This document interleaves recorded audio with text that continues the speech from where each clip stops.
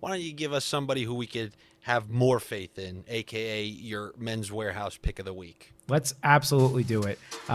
Men's Warehouse pick of the week. This one was actually pretty easy for me, and I was going in a couple different directions. Then I took a quick peek at ownership, and my decision was made for me directly. So go back to the first game we spoke about. I'm going back to eating the chalk of the Chargers environment, but obviously this time I feel a little bit more comfortable with what is Kansas City on the other side in Arrowhead. So give me Big Mike Williams as my Men's Warehouse pick of the week this week. Mike. Yeah, Big Mike. Big Mike Williams is not the same Mike Williams of his first 3 years of his career. I will tell you this much. So obviously they're in a new offensive system this year, and he is being used in a completely different player, as a completely different player in a completely different way. He's not just that go route guy anymore. He's the full-blown X receiver in this offense with the same type of ceiling as Keenan Allen, and he's honestly close to a similar type of floor. If you look at his first 2 weeks, the Justin Herbert's looking for him crazy, and his average depth of target is like insane. 10 something, I believe, but he has over 10 targets in each of the first 2 weeks. So even if you watch those games, the eye test will tell you he guns it to this guy. Yep. Even if he's kind of covered, he throws it up high. He gives him a chance to score touchdowns. Yep. So 10 targets last week, 12 targets week 1, scored a touchdown in both weeks. He's only 6,400. So if you look at targets, production, and offensive environment, that number should have gone up already. He's only gone up about $300 each week on DraftKings. So, that to me is just great. And then get this. Early ownership, only 5% at early ownership. So on the other side of a Chiefs stack with Herbert, he fits lineups more in that mid-tier price range with a 55-point over-under. It's a no-brainer to me. He'll be one of my most owned receivers on the season. You're going to like the way you look. I guarantee it. My Men's Warehouse picks of the week. I'm going to do this quick because I got 2 weddings. So you get 2 Men's Warehouse picks of the week. My first is Robert Woods. Nice. Deep Woods, Robert Woods. The looks have been there. He's done everything he's needed to do in terms of there's no reason to believe that he's being phased out of the offense. No. The only thing that hasn't been there is the production. And we know Matt Stafford knows how to utilize those outside receivers. He's done it his whole career. We saw how Woods played against Tampa Bay last year, against the very same team. This is the week that Robert Woods breaks out, has a touchdown. I'm not going to give you the Paul O'Neill 2 touchdowns, but I would be hard-pressed to believe that in a game with 55.5 points, that Cooper Kupp's just raking in all these touchdowns every week. I think Robert Woods is going to get you a touchdown. And my second one, and I'm so happy to say this because there was nothing that bothered me more than the fantasy community coming together and doing their thing where they deemed A.J. Brown the best receiver in the league. Draft him ahead of everybody. Draft him ahead of Hopkins because this is A.J. Brown, and we, the fantasy community, decided that this guy just is number one. That's what's going to happen. So, man, I don't really like victory laps too much, but I love when things like this. It was so easy to see.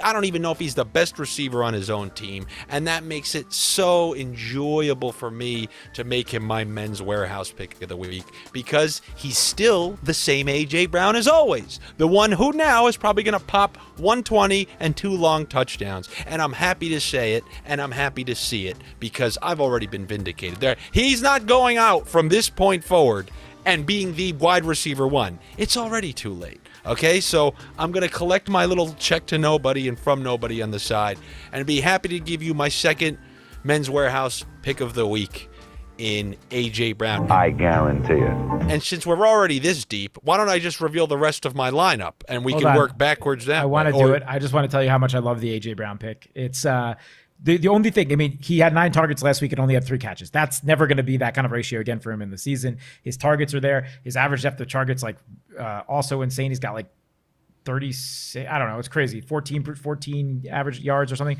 And he is somebody that will come back to life and will do it sooner than later. So I was close to picking him as well. So I like it. Let's hear the rest of your lineup. There you go. So how about that? That's our dual Men's Warehouse pick of the week, you know? Totally. You know, like the Harvey Dent Two-Face suit where half was from me and half was from you. So now you know that I got A.J. Brown and Robert Woods, so maybe you're thinking I'm pairing him with one of those quarterbacks. I think you could pair with either of those quarterbacks, but I'm going with the guy who you probably would rather have Herbert than. I'm going with Matthew Stafford.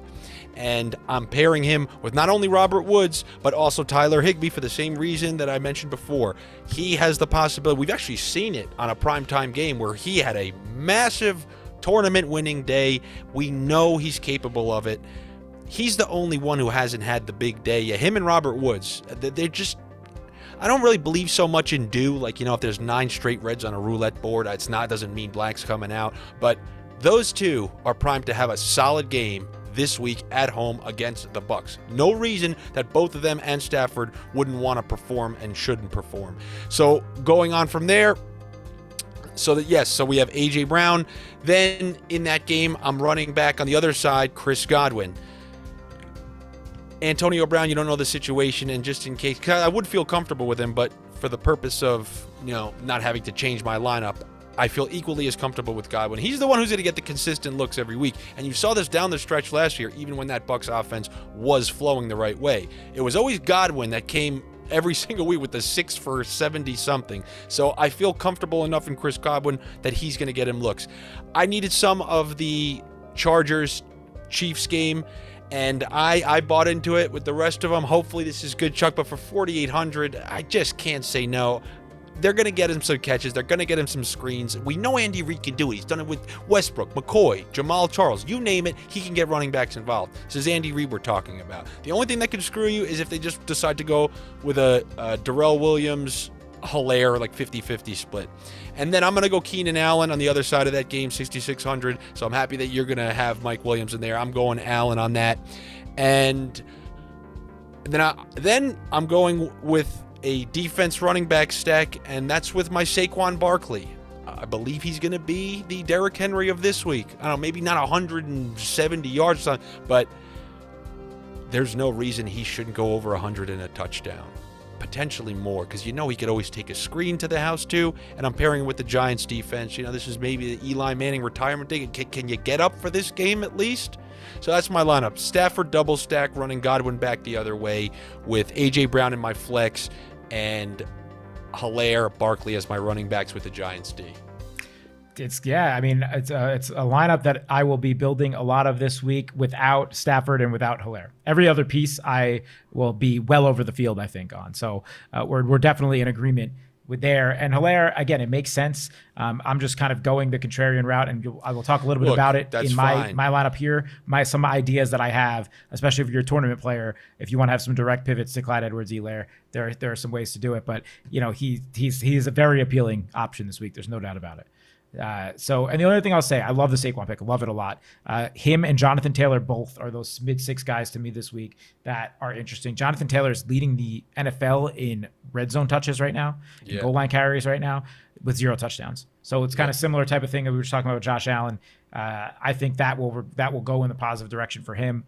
Nyheim Hines even hasn't gotten the kind of necessarily the type of touches that I would expect out of him. So just another name that we didn't get to in the regular episode that I wanted to throw out there. I will be using more Jonathan Taylor than the field this week, along with Saquon Barkley. There's no doubt about it. So cool. All right, so who'd you go with? Let me go to my lineup here. So I am going to the game of the week once again. Tried it last week with Herbert, didn't work out. Going back to the Chargers, but going to the other side. Give me Patty Mahomes as my quarterback this week, and I'm going to double stack it up. My first double stack of the season here on the podcast. I'm going Tyreek Hill at 8,400.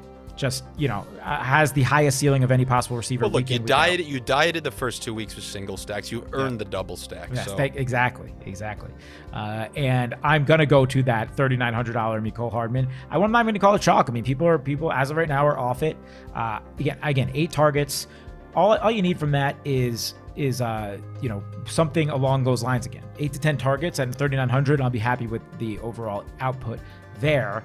I'm going to Mike Williams on the other side of that stack. We already talked about it. Let me go to my running backs here. So I'm going Dalvin Cook. I'm paying up 8,400. Love the matchup. This is subject to change if for whatever reason he doesn't practice tomorrow on Thursday and is rolled out. But as of right now, he's looking good. I'm going to go in, assume he is fully healthy. They kept giving him the ball last week in that matchup. They kept giving it to him despite him getting nicked up, despite him getting dinged out. He churned his way to 19 points. He still looks good to me. And this matchup is at home against a really weak Seattle rush defense. I think he's got like slate breaking, classic Dalvin Cook potential this week. And I kind of want to take that salary and eat it. My other running back, and this is what I was talking about, there are some direct pivots to that Clyde Edwards-Hilaire range. Give me Javonte Williams on the Broncos. Okay. Now hear me out. Only a 41-point game total. I understand that. But it's a 10.5-point spread for Denver against the lowly Jets. They have like a 27-point team total. This game script is all the way in the favor of the Broncos running backs. And Javonte Williams looks better than Melvin Gordon as far as eye test is concerned. I felt that last week, though, about the same thing. They played Jacksonville, and I was like, all right, Williams going to have a good game because they're going to get up big. They did get up big, and, it was just a dead even split with the carries. He went 13 to 64, but hit 5 yards a carry. Only caught one ball. They only won that game by 10. I expect if they're up by more than that 2 scores in this game, that he'll be able to kind of up that carries. Even if he ups it from 13 to 17, he's due for some more production out of those 15 or so carries. But he looks good right now. He looks good. So I'd rather be ahead of it and get him on a week where there's a reason to play him in that price range. Lineups are all about combinations and pivots, right? If everyone's going to be playing Clyde Edwards-Hilaire and only 3% of people are going to play Javonte Williams in a positive game script environment, I just made that number up. I don't know what the actual number is. No, it's okay. Give me that. And that's my thought there. And, that could, again, that come back to bite me. I will not be eliminating Clyde Edwards-Hilaire totally from my pool, similar to the same way with Kupp and Woods and those kind of guys last week, but I will be doing some more Williams, some more Cordarrelle Patterson, some more even Nyheim Hines in there. Those guys around that range, because I get CEH is way underpriced, but I'd rather go away from the chalk in this particular instance.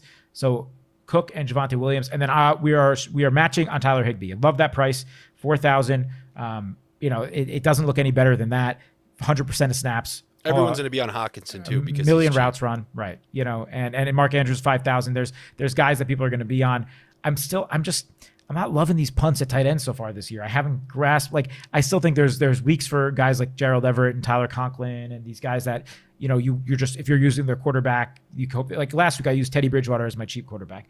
I threw some Alberto in there on top of Fant, and you could do things like that, but I'm not loving it this week. I'd rather pay up or go to someone like Higbee or not go at all. Just leave the tight end altogether. I'm just going to not use the tight end. Yeah, just leave it blank. Leave it blank. Scroll down to a guy who hasn't played in 3 years. Put in Tony Gonzalez. All right, so at my flex, having used Tyreek Hill and Dalvin Cook and then Mike Williams and obviously Mahomes, I'm kind of scraping for scraps here. So I'm going to take KJ Osborne, the third wide receiver on Minnesota. Spider-Man? Give me Willem Dafoe as my flex this week. And no, listen, I don't love the cheap 3,500 chalk. He is clearly the third receiver in Minnesota. He's clearly developing a rapport with Kirk Cousins. And I already have Dalvin Cook in this lineup. But my thought is this. He has 6 targets and 9 targets in each of the first 2 weeks. Scored a touchdown last week. I think he's now developed a little floor in a 55-point game total window that just to fit it, if I need to take a mid-peer guy, I was choosing between him and Gabriel Davis. And obviously for tournaments, Gabriel Davis in the same matchup, I think that, again, I talked about, I think Buffalo could take the top off that Washington defense. Might make more sense. But in a lineup with this, where I feel like I have a high ceiling and I feel like I got contrarian enough, I'm okay going to the 10% owned 3,500 receiver. So that's where I'm going in the flex. And then I got the Bengals complete punt on defense. I think Ben Roethlisberger stinks. I think he's hurt. I think they just sack him. Right. I think they just sack him a couple times. I don't care that it's in Pittsburgh. Give me 5 or 6 points out of a $2,100 defense and I'm good. So there you go. All right, Gary. So here we go. Week 3. I still look forward to the bye weeks. I feel better. I feel like I have a grad. Nobody can sneak anything by me. People are still, sneaking things through the back door on me. But hopefully each week we progress. Men's Warehouse picks of the week, taking form, taking shape. And hopefully our lineups, break 150 this week, I'd say. Yes, that would be a nice thing. All right. Thank you, everybody, for listening. We will be back with you next week unless I win the millionaire, and then I'll just see you all in hell. Take it easy. Peace out.